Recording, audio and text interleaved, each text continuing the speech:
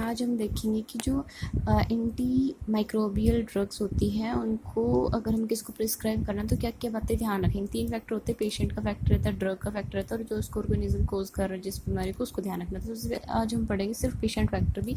Patient के अंदर हमें ऐसी कौन सी बातें ध्यान रखनी होती है किसी भी ड्रग को प्रिस्क्राइब करने से पहले। सबसे पहले आती है एज। कई बार क्या होता है, एज जो है उस पर डिपेंड करता है कि जो ड्रग का काइनेटिक्स कैसा रहेगा। जैसे कि जो बच्चे होते हैं, न्यूबॉर्न बेबी होते हैं, उसके अंदर क्लोराम्फेनिकोल नामक जो ड्रग है उसका एक्सक्रीशन कंजुगेशन नहीं होता, ठीक है, तो हम उसमें वो नहीं देंगे। और टेट्रासाइक्लिन है वो कॉन्ट्राइंडिकेटेड होती है बिलो 6 ईयर्स ऑफ एज, क्योंकि वो जो टीथ और बोन्स है उसको डिस्कलर या वीकन कर देती है। तो हमें देखने की एज क्या है पेशेंट की। सेकेंड हम देखेंगे कि रीनल या हिपैटिक फंक्शन कैसी है उसके, कहीं उसको मिड फेलियर या मॉडरेट सीवियर रीनल फेलियर तो नहीं है कि या टोटली अवॉइड करनी है हमें, तो उन ड्रग्स का हम ध्यान रखेंगे, ठीक है। थर्डली हम देखेंगे कि लोकल फैक्टर क्या क्या है, लाइक वहाँ पे कोई पस फॉर्मेशन या सिक्रेशन नहीं है, वहाँ पे कोई नेक्रोटिक जो है नेक्रोटिक मटेरियल या फॉरेन बॉडी तो नहीं है पेशेंट की बॉडी में, लाइक कोई कैथीटर तो नहीं लगा। अगर कैथीटर अप्लाई कर रखा है तो वहाँ पे इन्फेक्ट फीवर बैक्टीरिया वहाँ ग्रो कर जाता है और उस पर उसकी बॉडी में नहीं रहता, तो फिर हम वहाँ पे उसको ट्रीट नहीं कर पाते, हमें दिखाई नहीं देता। एंड बॉडी में लो pH तो नहीं है। कुछ ड्रग्स होती है जो हाई pH पे काम करती है ना, तो हीमेटोमाज तो नहीं, क्योंकि बैक्टीरियल ग्रोथ कराता है। डिग्रेडेड HB में बैक्टीरिया ग्रो कर जाता है। एनारोबिक एनवायरनमेंट अगर तो एब्सेस में नहीं है, पेनिट्रेशन बैरियर तो वहाँ प्रेजेंट नहीं है, तो ड्रग पेनिट्रेट भी नहीं कर पाएगी ना।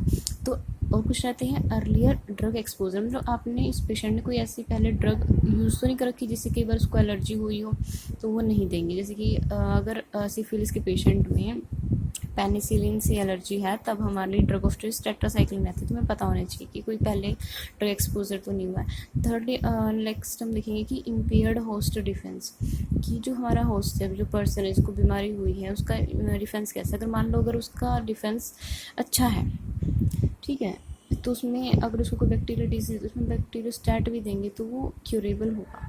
बट अगर किसी पेशेंट का जो है इम्पेयर्ड होस्ट डिफेंस है तो उसमें अगर हम बैक्टीरियोसाइडल ड्रग्स भी दे रहे हैं ना तो भी उसका इतना रिजल्ट हमें नहीं मिलेगा, इम्पेरेटिव रिजल्ट ही मिलता। नेक्स्ट रहेगी प्रेगनेंसी। प्रेगनेंसी में हम सारी जो एंटीमाइक्रोबियल एजेंट्स होते हैं उनको अवॉइड करते हैं, स्पेशली टेट्रासाइक्लिन क्लियरली कॉन्ट्राइंडिकेटेड है, ठीक है, क्योंकि टेट्रासाइक्लिन क्या करती है, मैटरनल बॉडी में क्या करेगी, येलो एट्रोफी करेगी लीवर की, जो है पेनक्रियाटिस और किडनी डैमेज करेगी, और ऑफस्प्रिंग में भी बोन डिफॉर्मिटी, टिथ डिफॉर्मिटी करती है। जेनेटिक फैक्टर्स देखेंगे, क्योंकि जैसे कुछ हमारी जो ड्रग रहती है वो G6PD डेफिशिएंट पेशेंट के अंदर हीमोलिसिस कोज करती है, तो इन ड्रग्स को हम अवॉइड करेंगे। इन सब चीज़ों को ध्यान रख के ही हम पेशेंट को प्रिस्क्राइब करते हैं। Thank you.